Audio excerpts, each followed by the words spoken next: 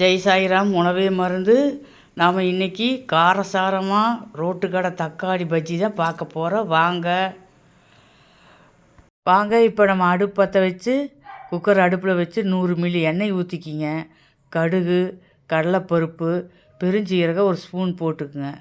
நல்லா கிளறி விட்டு பெரிய பல்லாரி வெங்காயம் நல்லா பொடி பொடியாக கட் பண்ணி போட்டுக்குங்க. அது நல்லா வணக்கி கொடுங்க. 5 பச்சை மிளகா, கருவேப்பில் இது நல்லா வணங்கணும். வணங்கின பின்னால் சாம்பார் தூள் 2 ஸ்பூன் போட்டு இந்த பச்சை வாசம் போகிற வரைக்கும் கிளறி விடுங்க.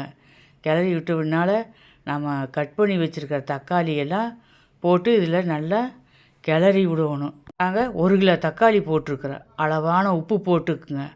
போட்டு நல்லா கிளறி விடுங்க. நல்லா இது சுண்டுட்டு கொஞ்சம் எண்ணெயிலேயே வணங்கின பின்னால் தான் நம்ம மூடி போட்டு விசில் போடணும். ஒரு 5 விசில் விடுங்க. நல்லா வெந்துடும் தக்காளி. பாருங்கள் எப்படி இருக்குதுன்னு. நல்லா பருப்பு அமர்த்து போட்டு நல்லா கடைஞ்சி விடுங்க. நல்லா வெந்திருக்கிறதுக்கு நல்லா பஜ்ஜி மாதிரி ஆயிரும். நீங்கள் சட்டியில் வணக்கி விட்டினா வேகிறதுக்கு ரொம்ப நேரம் ஆகும். நீங்கள் குக்கரில் இப்படி வச்சிங்கன்னா ஈஸியான வேலை. தேங்காய் ஒரு மூடி எடுத்து ஒரு குண்டாவில் போட்டு ஒரு டம்ளர் தண்ணி ஊற்றி அதை பிசைஞ்சிங்கன்னா அதில் இருக்கிற பாலெல்லாம் வந்துடும். அப்போ உங்களுக்கு பஜ்ஜி நல்லா டேஸ்ட்டாக இருக்குது. கடலை மாவு 2 ஸ்பூன் நல்லா இதையும் கரைச்சி அதில் ஊற்றிடுங்க. ஊற்றினதுனால நல்லா கிளறி கொடுங்க.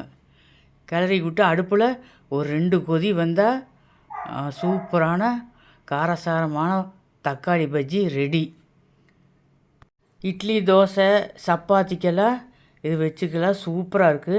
டெய்லி சட்னி, சாம்பார் போர் அடிக்கி. இப்படி வித்தியாசமாக செஞ்சு கொடுங்க. குழந்தைகள்லாம் விரும்பி சாப்பிடுவாங்க. செஞ்சு பார்த்துட்டு எங்களுக்கு கமெண்ட் பண்ணுங்கள், லைக் பண்ணுங்கள், ஷேர் பண்ணுங்கள், அப்படியே சப்ஸ்கிரைப் பண்ணிடுங்க.